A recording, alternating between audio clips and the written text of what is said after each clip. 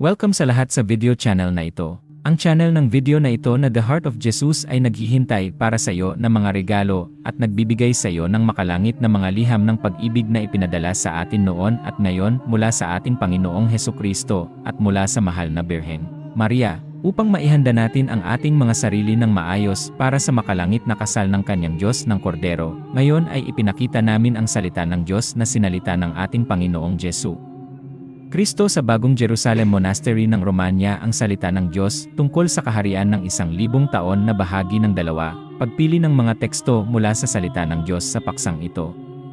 Nais kong pagsamahin ka sa iyong simula, anak, upang hindi ka manatili hanggang sa wakas. Nais kong ibalik ka sa simula na dito, ang puno ng buhay na nasa langit, sa paraiso ng Eden, ay ang tanging isa sa mga puno ng langit na hindi nagbunga. Ito ay nasa tabi ng puno ng pagkakilala ng mabuti at masama. Ngunit ang puno ng buhay ay walang bunga, dahil kung mayroon ito, ang tao ay kumuha din doon, dahil ang tao ay hindi nakinig kaya hindi siya kumuha, at upang siya ay hindi namatay, at iyan ang dahilan kung bakit ang tao ay inalis. Baka sa panahon ng bunga ay iunat niya ang kanyang kamay at pumitas ng bunga ng hindi natutupad, baka kunin niya at mabuhay magpakailanman sa langit sa pagsuway. At ang lalaki ay muling inilagay sa lupa. At siya ay bumaril sa lupa at bumalik sa lupa. Ngunit ako ang puno ng buhay, at nagbunga 2,000 taon na ang nakalilipas, at ako ang pintuan sa puno ng buhay. Ako ang puno ng buhay, at ako rin ang pinto sa puno ng buhay, at ako ay nabuhay na mag-uli at iginapos ang dyablo sa loob ng 1,000 taon at naghari sa aking kaharian. Ngunit hindi mo nauunawaan kung paano ito nangyari na ang taong sumamba kay Lucifer, na pinilit ang mga anak ng aking kaharian, ay pinilit ang naniniwala kay Kristo na yumukod sa ginawa ng tao na hayop, at kung hindi niya sinasamba ang hayop, ay naging martyr para sa patotoo ni Kristo. Sapagkat naghari ako sa mga tapat sa akin, at nagtagumpay sa pamamagitan ng dugong ibinuhos sa aking pangalan, at para sa aking patotoo, at itinaas ang maraming tao sa pananampalataya at naghari at nagpabanal sa lupa. At ang dyablo ay ginapos. Siya na nakakarinig ng mabuti, hayaan siyang maunawaan, dahil hindi natalo ng dyablo ang aking mga Kristiyano, ang mga anak ng aking kaharian na kung saan ako ay naghari. At masdan, Ama, ikaw ay isang estranghero sa simula, ang mga Kristiyano sa dulo. Na pagkatapos nilang lahat ay manakop mula noon habang nakagapos ang dyablo, pagkatapos ay itinaas ko silang lahat upang magharing kasama ko sa loob ng 1,000 taon, at ito ang mga tumulong sa iyo ngayon, ang mga tao sa wakas.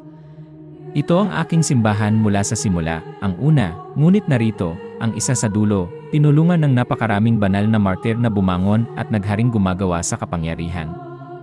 Hinayaan ang sarili na maakit ng dyablo, ang isa na pinakawalan para sa kaunting panahon, at ang binhi ng kamalian ay pumasok sa matatapat, sapagkat ang nakatagong mukha ng dyablo ay nanatili sa isipan ng mga tao. At ang mga tupa ay nahiwalay sa mga kambing, at ang mga tupa ay nanatiling kakaunti, at naging mga kambing at pinili sa kanan at sa kaliwa, ngunit ang pagalagala na lobo ay laging naghahanap ng mga tupa, sapagkat sila ay kakaunti, at siya ay naglagay ng takot sa mga tupa at sa mga pastol ng mga tupa, at ang mga tupa ay hindi lumaban, at hindi ginising ang mga pastol, at nagsimulang magtago sa burol at sa kabundukan, hanggang sa hindi na nila alam ang daan patungo sa kwadra. At masdan, ang simbahan sa wakas ay nahiwalay mula sa simula, dahil ang mga tupa ay hindi nagpastol ng isang kilalang pastulan at natutong gumala ng walang pastol, at ang mga tupa sa dulo ay hindi na ako kilala, hindi na nila alam ang pastol. Boses. At ano ang gagawin ng Diyos, maliban sa nasusulat, upang simulan ang pagpapatunog ng kanyang mga trompeta, at ipahayag ang daan ng pagdating ng nobyo sa nobya, sa kanyang simbahan. Ngunit sa tunog ng trompeta, masdan, tinanggap din ni Gog at Magog ang pagpapalaya ng dyablo sa kanila, upang punan ang kanilang saro ng kanilang kamalian, at pagkatapos ay matupok ng apoy na bumaba mula sa langit. Sa pamamagitan ng Espiritu ng Diyos, nalilinisin ang kasamaan sa lupa. Narito ang katapusan ng banal na linggong ito, na nagdala sa gitna nito ng trompeta ng tipan para sa katapusan ng misteryo ng Diyos, at para sa pagtigil ng sakripisyo, at para sa pagdating at paghahanda sa pagdating ng Panginoong Jesu Kristo.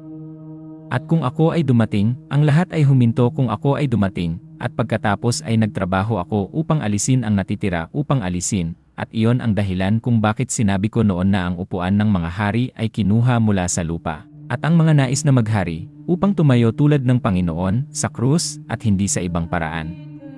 At saan galing? Na walang alam ang mga emperador, at nanatili sa kanilang lugar. Ngunit ang mga iyon ay wala sa aking kaharian.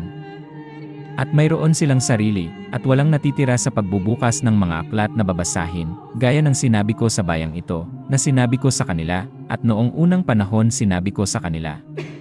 Mga anak ng aking mga tao, sandali na lamang at tayo ay makikipagkamay, at ating babasahin ang aklat ng propesya ngayon, dito ay sa simula at hanggang sa wakas, sa harap ng libo-libo at milyon-milyong nilalang.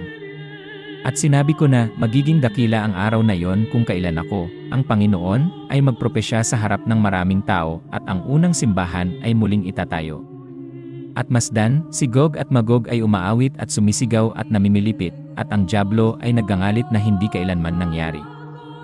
At ang huwad na propeta ay nakikita ang kanyang kasinungalingan, sapagkat ang mga panahon ay nasa mga kamay ng aking ama, at siya ay hindi matalinong malaman ito. Hindi na unawaan ng mga propeta ang kanilang isinusulat, ni ang nasa malayo, ni ang mga malapit, at sila'y nakatayo at tumitingin mula sa langit at hindi nauunawaan kung paano ito dumarating, sapagkat masdan, ang mga hiwaga ay nalalantad sa lupa. At ang langit at ang Jerusalem ay nakaupo tanggapin ang mga darating sa kapistahan ng araw na iyon, kapag ang aklat na ito ay mabubuksan at basahin mula rito, at ang malalaki, at ang maliliit na patay ay tatayo sa harap nito, at ang lawa ng apoy ay mabubuksan para sa mga sinungaling. Para sa pangalawa, kamatayan. Mga anak ng aking mga tao, bumangon at pag-aralan ang aral na ito, upang malaman nyo kung paano darating ang paghihintay sa muling pagkabuhay ng mga patay at sa buhay sa darating na panahon. Sinasabi ng lahat na ang Panginoon ay sinungaling sa pamamagitan ng kanyang mga propeta, ngunit hindi ganoon. Hindi nauunawaan ng mundo na inihayag ko ang aking kaharian, at hindi nito nauunawaan maliban kung ito ay bumaling upang tingnan ang simula. At masdan, ang mga patay ay babangon, ngunit sinasabi ko sa iyo na sila ay muling nabuhay, at ang mundo ay hindi magkakaroon ng mga mata upang makakita, sapagkat ang mga mata ng mundo ay pinananatiling makakita.